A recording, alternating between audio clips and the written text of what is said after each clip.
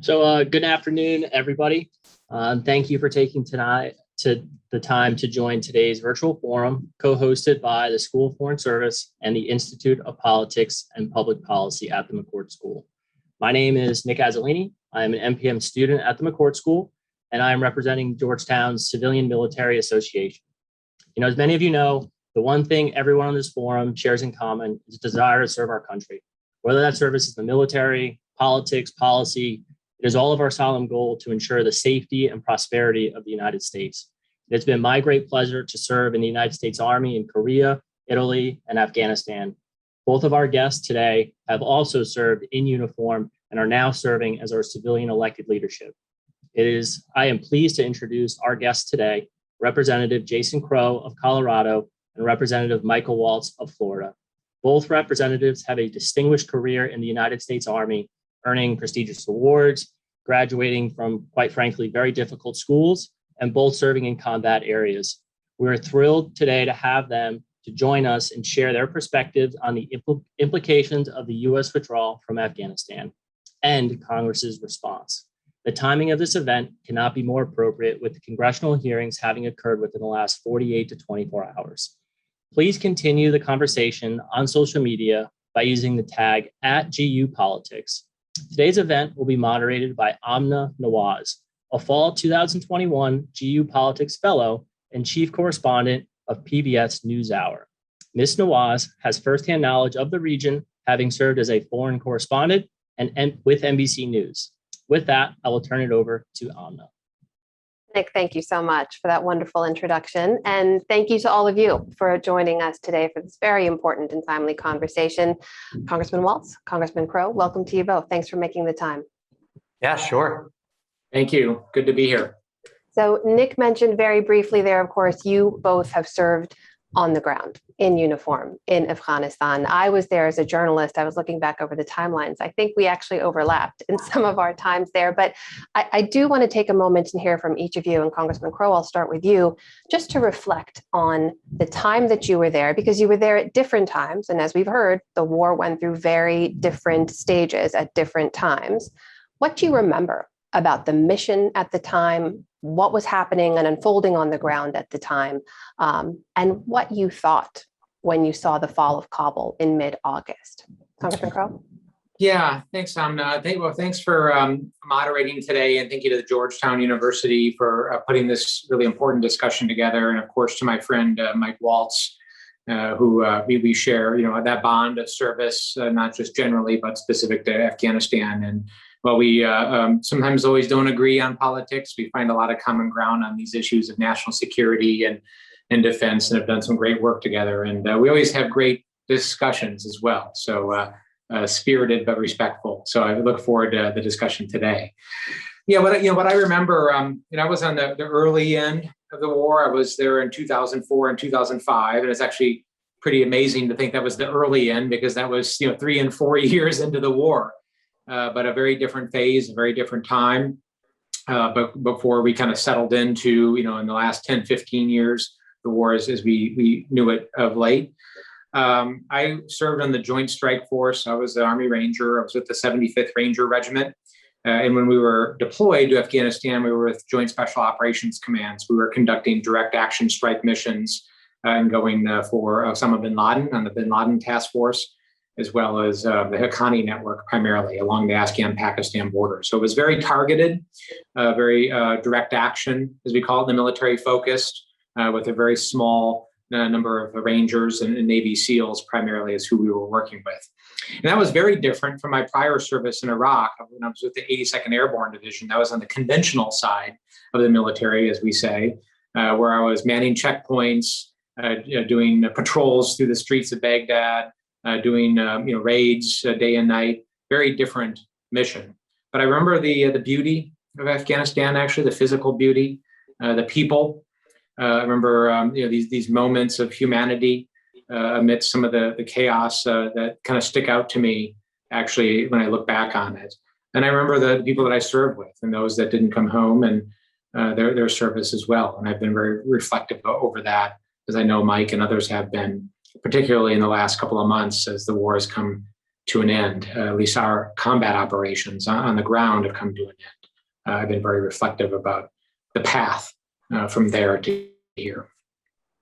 Congressman Waltz, we'll turn to you. You were there later, I believe, in the years following Congressman Crowe. Tell us about your time on the ground, what you remember about your mission. Yeah, so I've really been involved in this war from a number of different perspectives, both on the ground as a Green Beret on multiple tours from the provinces all the way in the Southwest to all the way in the Northeast and pretty much everything in between.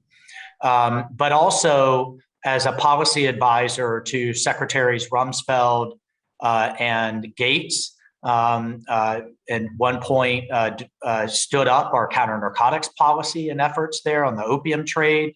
And then at another point was in charge of all AFPAC policy when we kind of figured out that Afghanistan, Pakistan was linked and began calling things AFPAC. And at another point from the White House and the Bush administration as Vice President Cheney's counterterrorism advisor. My time, a lot of folks don't realize both the SEALs and Green Berets have reserve units, which meant I had to have a day job. And I had this kind of fascinating back and forth of there I was in the White House Situation Room, Mr. President, Mr. Vice President, this should be the strategy. Had to be one of the only idiots in Washington that actually had to go do the strategy that I recommended. So you better make sure it's right. Because it was kind of my butt on the ground, on the line. And then the fascinating part was then coming back, taking the uniform off, going back into the policy world and having some very candid conversations and saying, hey, boss, let me tell you, I was in the room when you said to do A, B, and C. Well, we're on the ground doing the exact opposite. And that disconnect between policy and actual execution is what I eventually wrote a book about called Warrior Diplomat. But I've come at this, and then after that was out there in the private sector, where which was very different. I would often just go, really run around in a beat up old taxi, staying as low key as I could, and sit with parliamentarians and civil society leaders. So many brave and just strong, powerful women that were literally risking their lives every day that they dared to go to work or dared to be in a political position of leadership. And I just have to tell you what really stands out to me, and this isn't a shameless book plug, it all goes to charity, but the reason I put on the cover of my book a bunch of children was that this is a generational effort. And that's where, and I'm sure we'll get into this, I think where we have some disconnects, real fundamental disconnects in our policy debate, that this war is not over. This is a war against Islamic extremism, of which Afghanistan was one very important battlefield. And just as it took decades to defeat communism and fascism and these other various forms, it's going to take a long time to defeat the ideology of Islamic extremism. But the part that I really connected with were the children, and particularly young girls, because I found, and I've served from West Africa to East Asia, I found in societies where girls are educated and where women thrive, you don't eliminate an extremist problem, but the extremists don't thrive. And if you, not to be sophomoric or oversimplify things, but I really found that truly to be the case. And so at the end of the day, you asked the question of how I felt when Kabul fell. Mm-hmm. And it was really gut-wrenching. It tore my soul apart. Because to me, it exemplified so many things. It exemplified all of these children who had a taste of a brighter future, a whole generation. My own daughter who grew up, she's now 17. We had a whole generation grow up without worrying about planes flying into buildings or worrying about suicide bombers on school buses or horrific attacks like Pulse nightclub or San Bernardino or, God forbid, another 9/11. But now I feel that's very much at risk again. And then the part, that Jason and I have talked a lot about is, as long as the intelligence is true and Al-Qaeda intends to attack us again, my mind goes to those future Gold Star families of those future soldiers that I feel strongly and unfortunately are probably going to have to go back and deal with this, just like we had to go back into Iraq and deal with the rise of the ISIS caliphate. So all of that really, I know I've crammed a lot in there, but it seemed like that day, I'll never forget it, August 15th, that kind of really all of that came crashing home to me. And it's something that many of us, particularly the veterans groups that have been on the phones day in and day out with people trying to get out, are really, I think, psychologically and emotionally struggling with. You did cover a lot, and there's a lot in there I do want to come back to, particularly the status of women, what we've seen already with the Taliban regime and what the U.S. can and should be doing in the future. But when you think back to that weekend, I do want to ask about that one weekend. And just a quick reminder to everyone out there who's joining us, please do send in your questions in the Q&A function. We're going to include those in the conversation and also save time on the back end just for those. We've now come through 2 days of hearings with the top U.S. military officials who've overseen the withdrawal.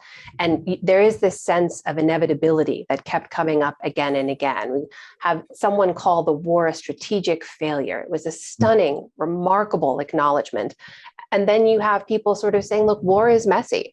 And it was going to be messy regardless of when we left, regardless of how we left. I would love to get both of your takes on that, because we now have these images of a chapter in American history that are forever seared in our memories, of the overrun airport, of people clinging to landing gear, of the crowds outside that airport, of that horrific suicide bombing and the many people who died in that.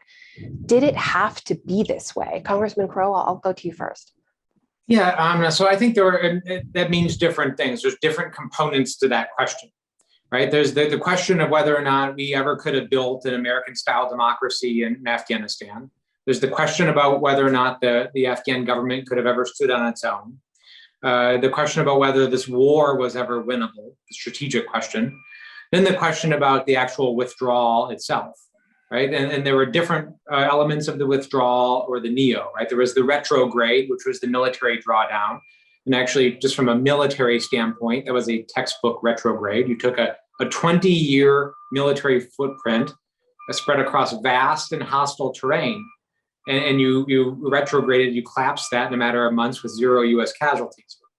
We also successfully closed the embassy with no U.S. casualties and destroyed our confidential information and classified files. Now, the third part, and that is the civilian evacuation, clearly that did not go well. One of the biggest questions that I have in my mind, that Mike and others have in their mind, was there a plan? And what did that plan look like? Were we ready for that plan? Because we've spent a lot of time, as have a lot of people, I'm imagining, on this seminar right now over the last month, trying to get people out, friends, people that we've worked with. That should have been able to get out. Very real questions there. Do you have a sense that there was a plan? I think there were some plans. My sense is that there was a military plan. In fact, I actually asked that yesterday in the Armed Services Committee hearing, and the response was that there was a plan. There was a military plan, as what General McKenzie told us, which raises the question, what did it look like? What was in that plan? Whether we had the resources to properly execute it. But then the State Department's component of that plan, which was actually very important as well. We didn't have a chance to talk to the State Department, and I don't sit on the Foreign Affairs Committee, but that's the long pole in the tent here. Well, what did the processing look like, the prioritization, the triage of folks? Then on the issue of strategic failure, I actually disagree with General Milley on the issue of strategic failure, because I think that implies military solution. I think that implies that there was some military strategy that could have won this war. I don't think so. I think this was a political failure.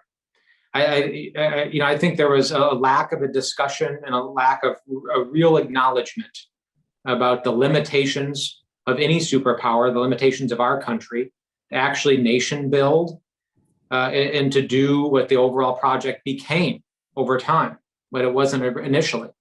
And I sitting here today, and this is why I agree with President Biden's decision to withdraw our combat forces from the country, I don't think that ever would have been successful. And I think that there's a question, a very debatable question, as to whether or not we could have established conditions to allow the Afghan government to last another 6 months, another year, another 5 years, but I'm not sure the result would have been different. And I think we saw that in glaring detail in August. Congressman Waltz, what about you? Was there anything you think that could have been done that wasn't done that might have somehow mitigated some of the chaos we saw? Yeah, I think Congressman Crowe's framework is right. There was the policy decision, there was the military retrograde once that decision was made, and then there was the evacuation of our own civilians and their allies. So let's start with the policy decision. I mean, it's what has become very clear is that through these hearings is that the military, the commander in the field, the commander over the entire Middle East, and the chairman of the Joint Chiefs recommended a residual presence. Now, I think it's debatable what size that presence would have to be. Assuming then that the Taliban would recommence hostilities on us if they viewed that as a violation of the Doha Agreement, which I publicly disagreed with and under multiple administrations.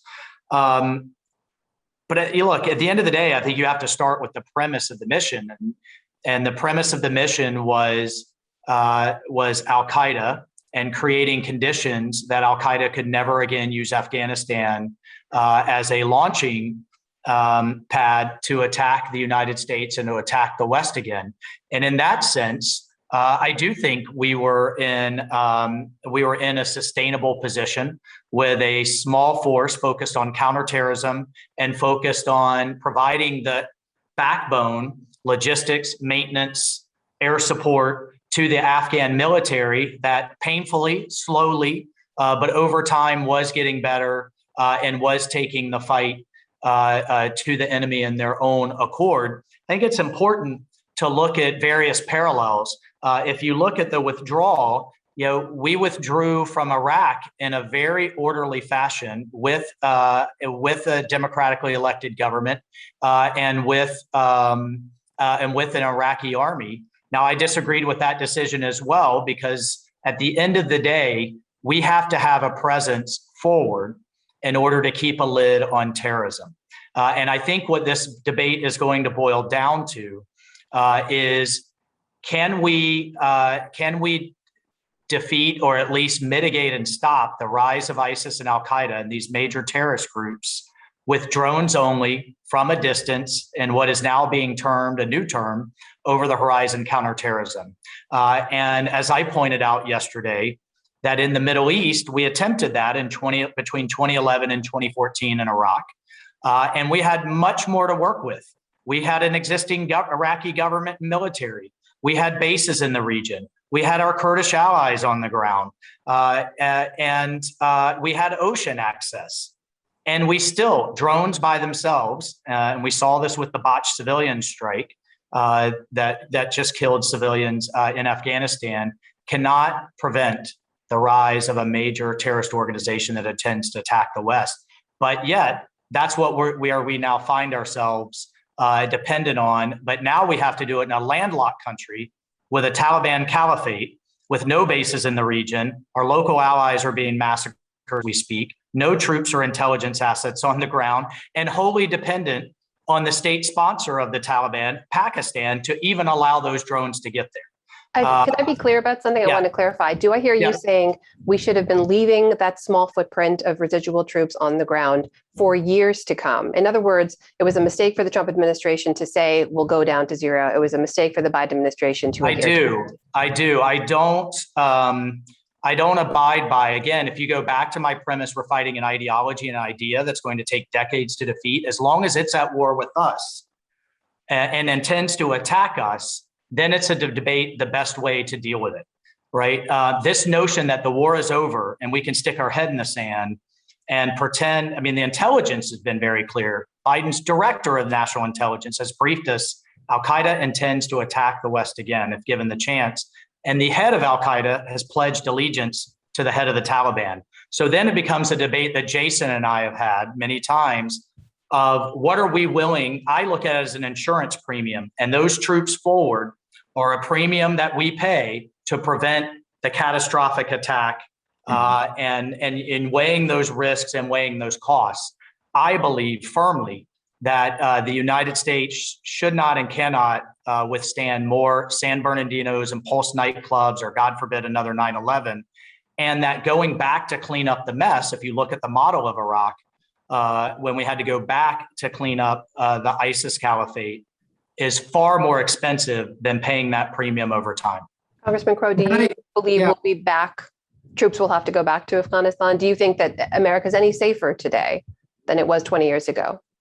Well, I don't know whether troops will have to go back. I sure hope that we can put some over horizon capabilities in place, but more than just over horizon, that we can actually put a coalition together that involves the neighboring countries within the region, and also use what leverage we have vis-a-vis the Taliban to prevent them from basically allowing al-Qaeda to establish a safe haven.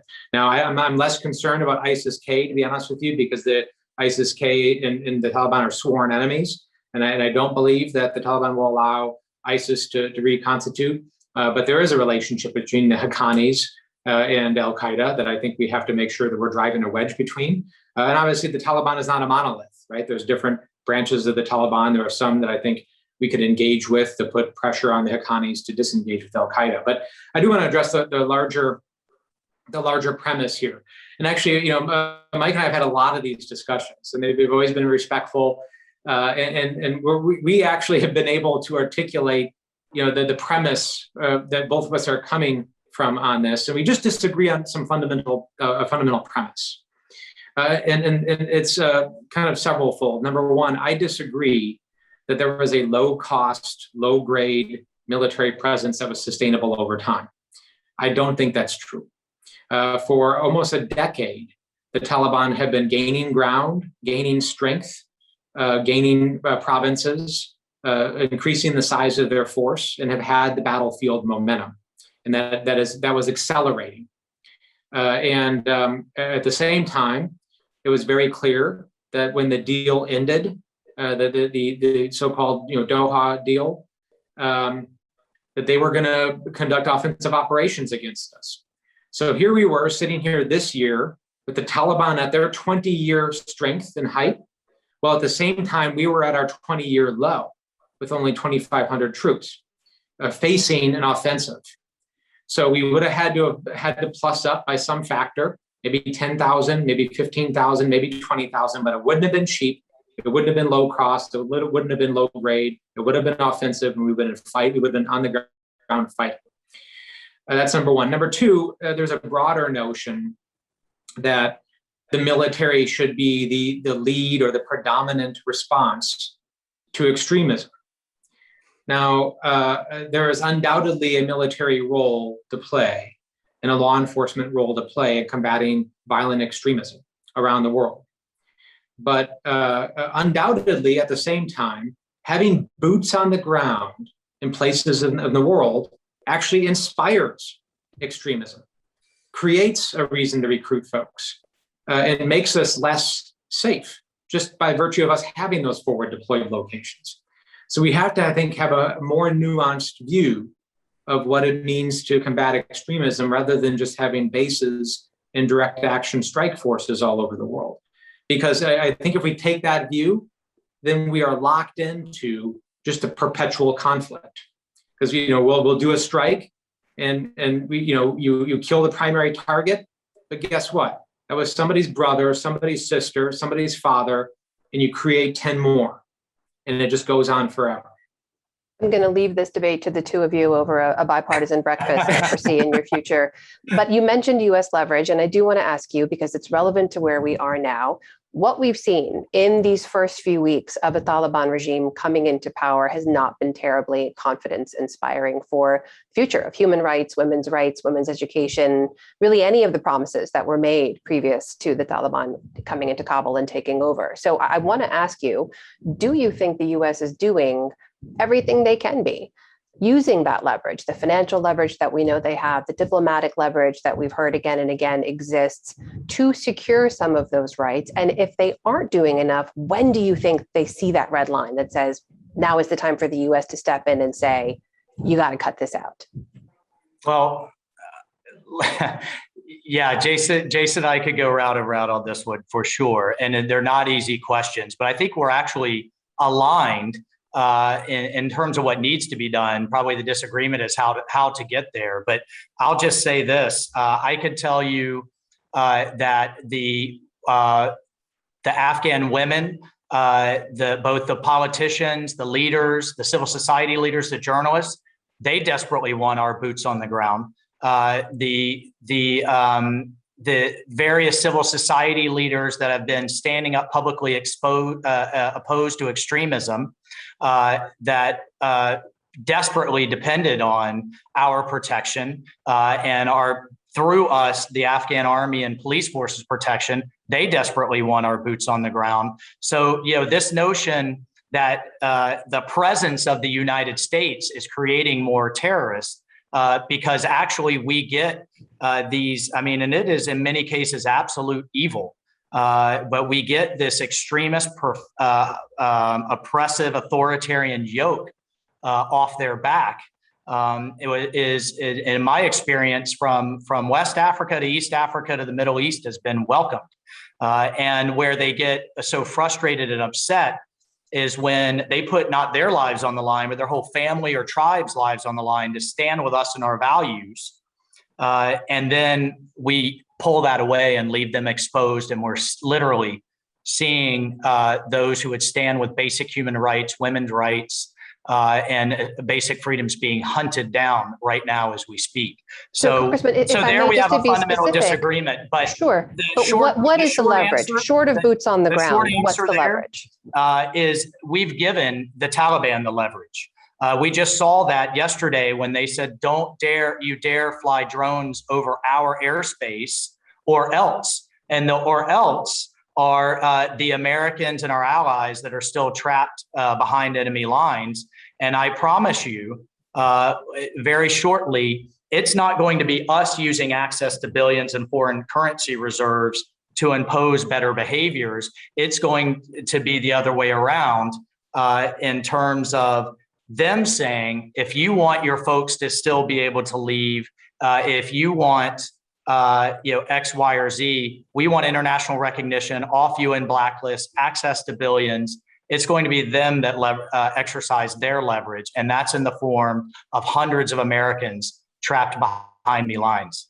Congressman Crowe, there are still Americans there. The U.S. needs to get out. There are still SIV holders. The U.S. has promised to get out. There are thousands of what we consider at-risk Afghans, people who worked alongside U.S. development and U.S.-funded projects for 20 years.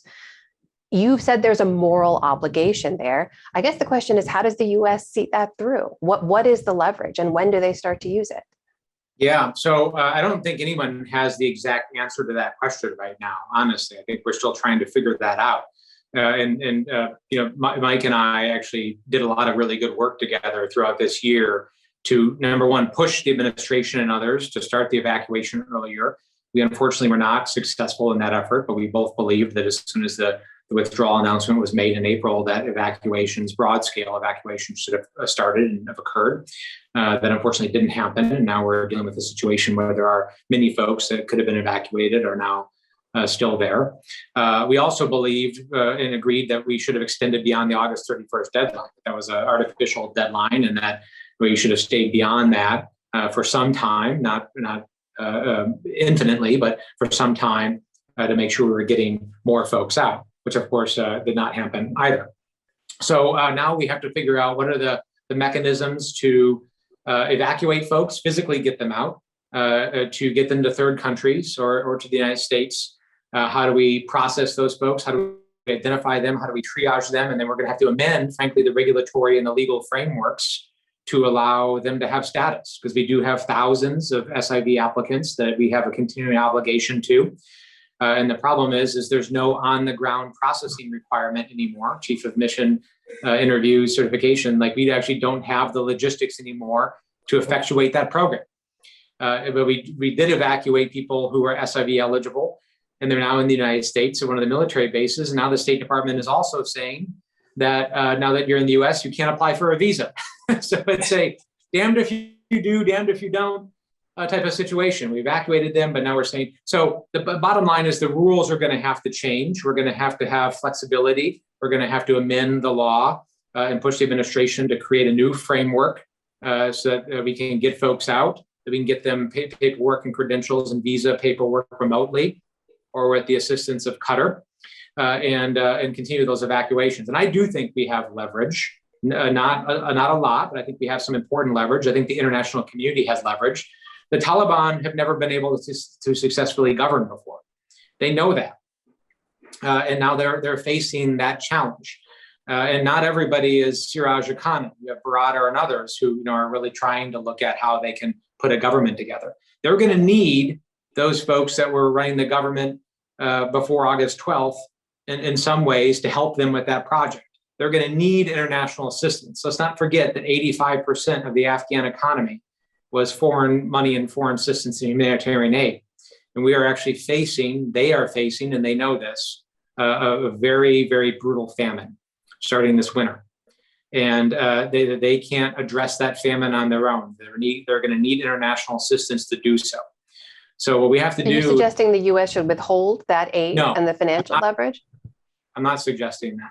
What I am suggesting is that for that aid to flow, that they have to agree to the security of aid workers. They have to agree to allow women to work and do that work, and certain norms that come with having international aid organizations on the ground.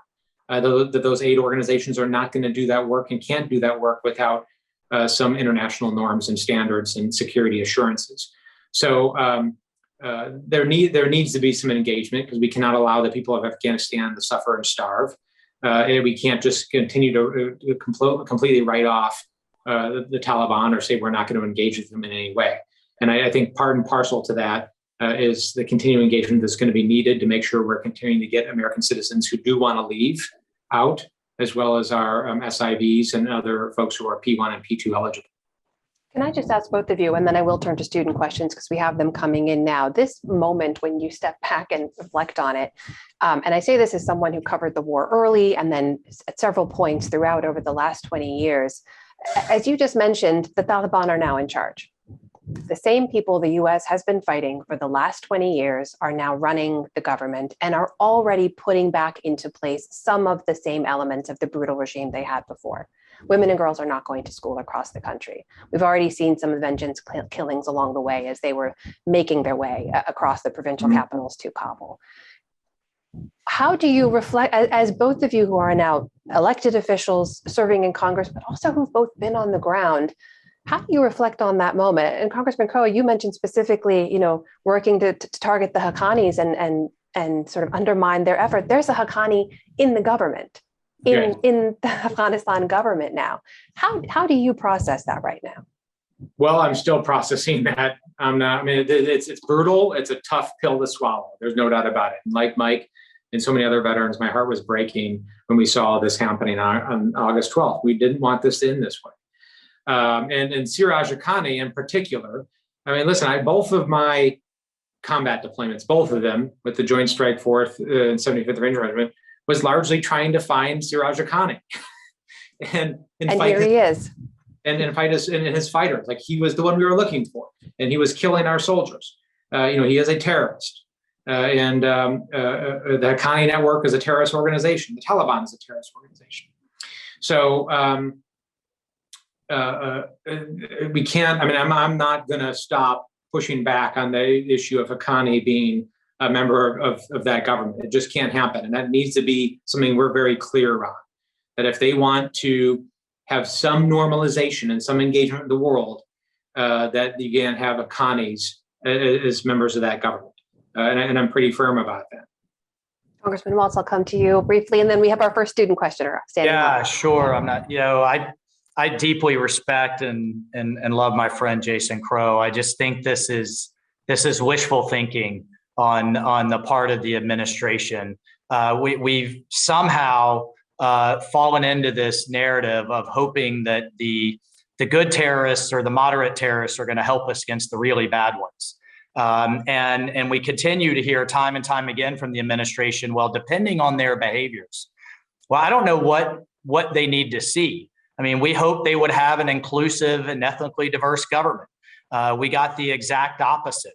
Not only no women, not only any of the other ethnic minorities in Afghanistan or any of the previous government like Karzai or Abdullah or anyone We got the worst of the worst now in charge. It's not just Siraj Haqqani with a $10 million bounty on his head. It's his uncle. It's his brother. It's the Haqqani network that is in charge, and the moderate terrorists like Baradar are less and less important and more marginalized. The UN has said, on top of our own intelligence, that the ties to Al Qaeda are stronger than they ever have been. The UN has already issued a significant series of human rights reports and violations. Amnesty International just issued a damning report of Taliban retribution killings. And all of us that are dealing with our former allies day in and day out that are so desperate not to get out, but to stay alive, know that they're being hunted down and executed as we speak. Every morning, I wake up to beheading videos, execution videos, and desperate pleas of people that are on the run from Taliban persecution. So where this magical good behavior is going to come from because they want to be invited to UN cocktail parties, I don't know. And how bad, my question now is from a human rights standpoint aside, and our colleague Alyssa Slotkin, I thought, asked this very effectively yesterday. What are the criteria, the gates for how bad the administration is going to let this get before they change policies and before they begin taking meaningful counterterrorism action? Because they now have a caliphate, they now have an international airport. The alignment with international terrorism is stronger than ever.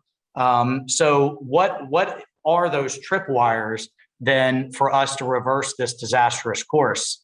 And much like the plan to get out the rest of our civilians, this plan or the over the horizon plan, we haven't seen any of those plans, but it probably would have been prudent to have those in place before we went down this path.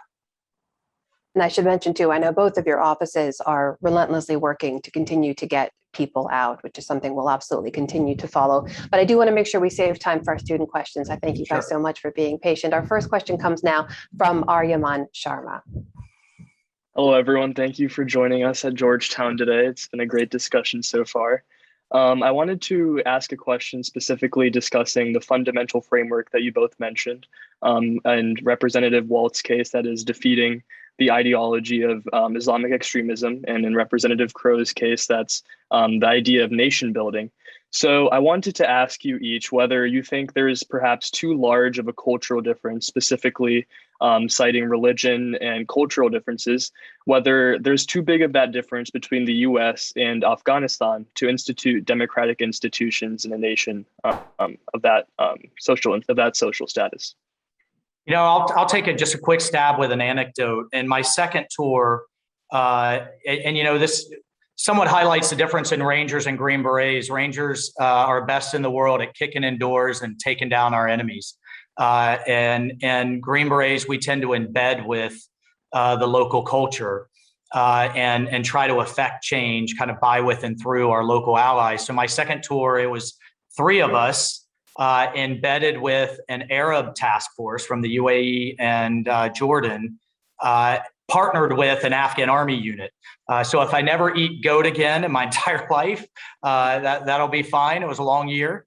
But the point is, we would go into villages and go into valleys, and the Arab officer, and this message was so powerful, would say to them, look at Jakarta, look at Istanbul, look at Dubai, you know, look at these cities and these countries and these societies around the world that are thriving in the 21st century, but are also good but tolerant Muslims. And then they would say, what the Taliban are teaching you is not the way. And they would undercut that narrative from an Arab voice in a powerful way that I could never get across. And to have the Afghan army officer there with us was powerful. And then they would take it even one step further and say, look at what the United States has done around the world for the Philippines, for Japan, for Europe after it was devastated, and just and walk through those kind of values. At the end of the day, people want a better life for their children. They want the basic freedoms that I think all too often we hold for granted, but in line with their culture and values. And I think that is absolutely achievable. What I found in fighting this type of extremism around the world is it's about power at the end of the day. And it's naked and raw power in line with a twisted ideology.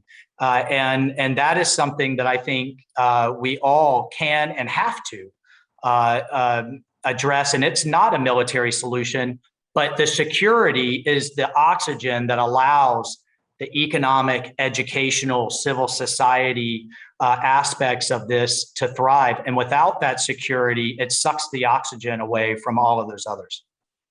Congressman Crowe, you should answer the question and also respond to his characterization of Army Rangers, I should say. I would, but he's right. We do kick down doors and can't respond to that one. So such a great question. I think the answer is, we do have this instinct. America does have this instinct to project, right? We both mirror, as I say, foreign policy, a notion of mirroring, that we view others as we view ourselves. We also project our own solutions and our own models on other folks. And I think one of the lessons of the last 20 years is that just doesn't work. I think for a couple of reasons. Number one, there's cultural reasons.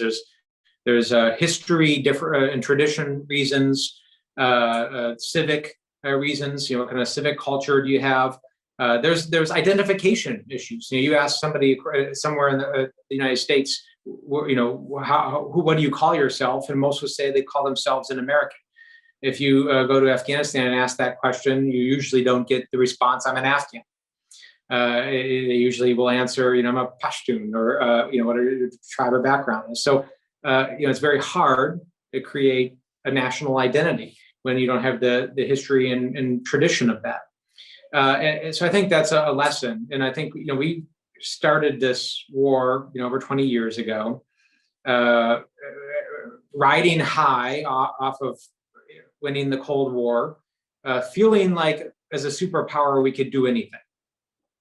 That, we're a superpower. We just, beat the Soviet Union and won the Cold War. Democracy's on the march.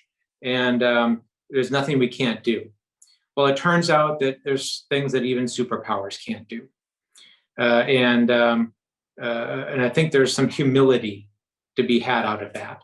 So yes, I do think that we have to make sure that we're not imposing our solutions on other folks. Because, historically, we've never done this. We've never successfully done this. And I reject the notion, I reject the comparison between this and the Marshall Plan. Very different circumstances, very different folks, and a very different plan and approach to things than what we tried to do in Afghanistan in the last 20 years. So I think they're really apples and oranges. Thank you for that, Aryaman. Thank you so much for your question. And I think we have another student question now. This one's from Diana Setnes. Diana, are you there? You're up. Well, thank you, everybody. Representative Crowe, Representative Waltz. I'd like to thank you all for being here for this important discussion. As you know, my name is Diana Setnes. I'm a current MPP student at Georgetown.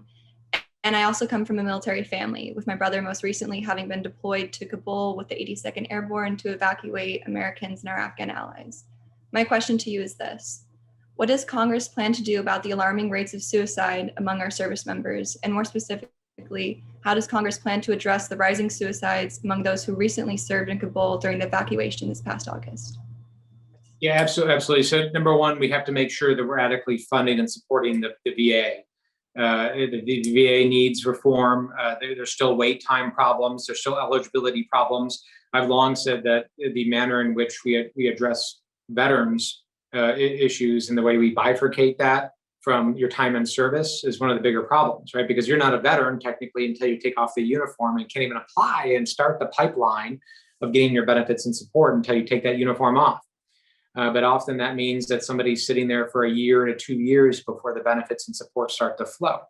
So we need to back that up and allow people to apply for those benefits and have a seamless transition from service to non-service, so they can start those benefits the minute that the uniform comes off and start getting the counseling. I have a bill that I think Mike is on. I'm sure he is. If he's not, I'm sure he would support it. That one of the biggest issues we have is there's veteran suicide on campuses, on VA campuses now. And we're not collecting data. There's no data collection element. We're not looking at best practices of how to prevent suicide at VA facilities. So we have a bill that would require that to go forward. And then the third is, and this is not a legislative response, I think this is just a leadership response, is we are really bad in our country at dealing with mental health stigma. We stigmatize mental health because we view it as different from other health. There's a warrior culture in the military, just like there is in police and fire departments. And that warrior culture is, don't ask for help. If you ask for help is a sign of weakness. So people don't ask for help. And then next thing you know, they're taking their lives. So we need to change that culture. And I've personally tried to be very clear about my own service experience, and that asking for help is a sign of strength, not a sign of weakness. And I'm trying to destigmatize those stigmas by just being honest and upfront about it, so people feel empowered to come forward. Hey, Diana, thank you. Thank you for asking that question, and thank you for thank you for your family's service. It's a team effort to serve, and I know everybody everybody bears the weight of it all. Look, so here's an area where I think Jason and I agree on some things, but probably again don't necessarily agree on the path to get there. The VA's budget has gone from $90 billion in 2000 to 200, and last I checked, about $220 billion now, and we have the same crappy results. That same number of suicides has remained unacceptably high year in and year out, despite throwing more and more and more money at it. Because I think eventually, at the end of the day, it's government-run healthcare, and it is not proven to be effective. I'm just looking at the results. That's not an ideological statement, but the results have not been there. And our veterans, our men and women in uniform, deserve better. You've asked what we're doing. I'm supporting legislation that actually block grants those monies down to our awesome VSOs who are down in the communities, face to face with the veterans, and doing the good work that they need, not climbing through layers of bureaucracy, driving hours to get to a government-run hospital, and getting the dollars where they have the most impact.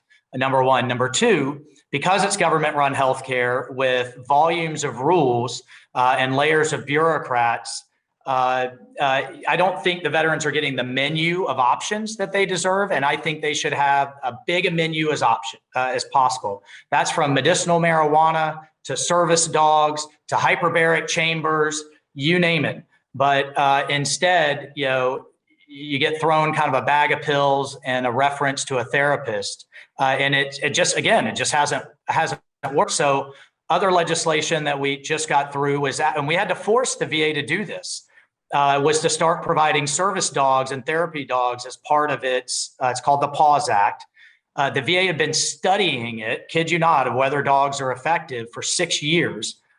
We finally have been forced them to do it, because I could tell you, veteran after veteran after veteran, not only do they work, but every one of them, they go from a mountain of drugs and therapeutics to almost none because of their dog.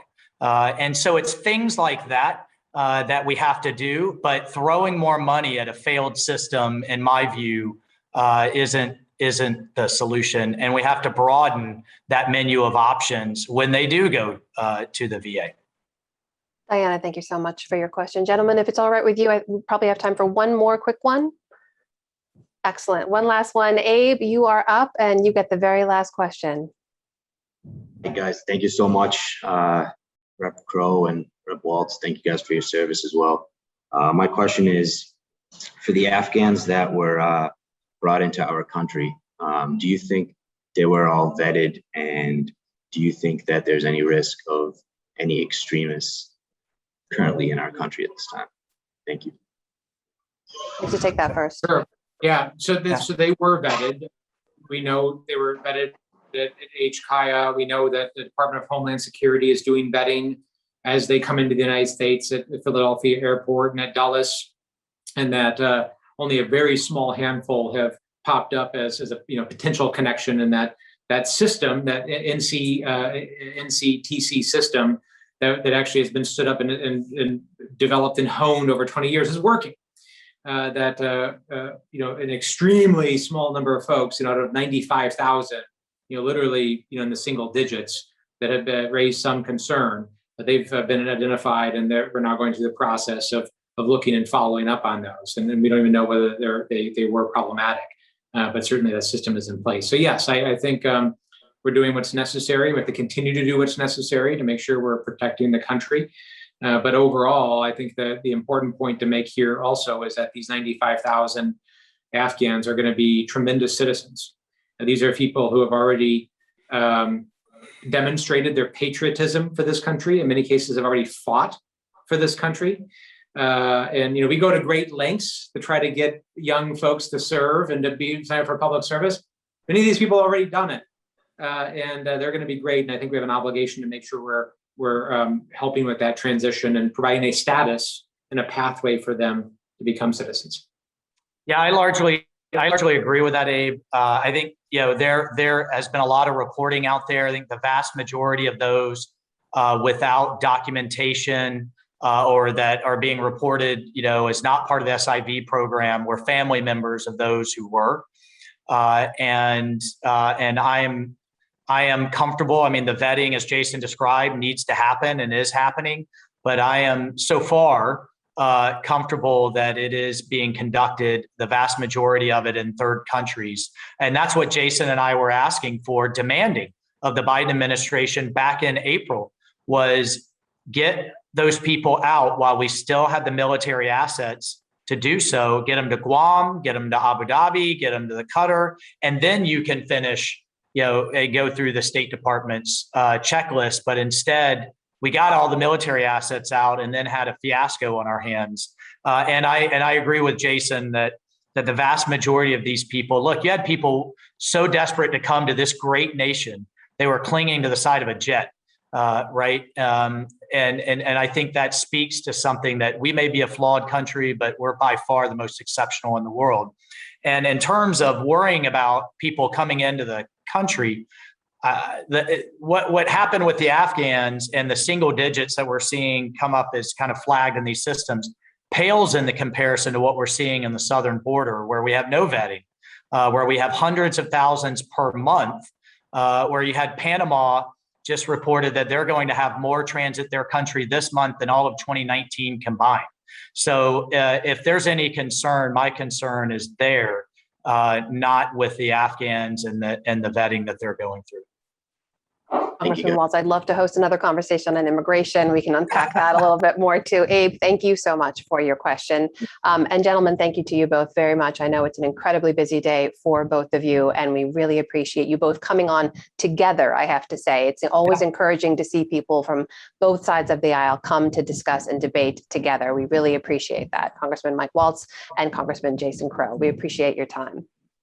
Hey, well, thank you all. And I'm thrilled to see the students and everybody's so engaged. It's easy to post on social media or yell at the television, a lot harder to roll up your sleeves and get engaged and try to be part of a selective or a constructive solution. So thanks so much.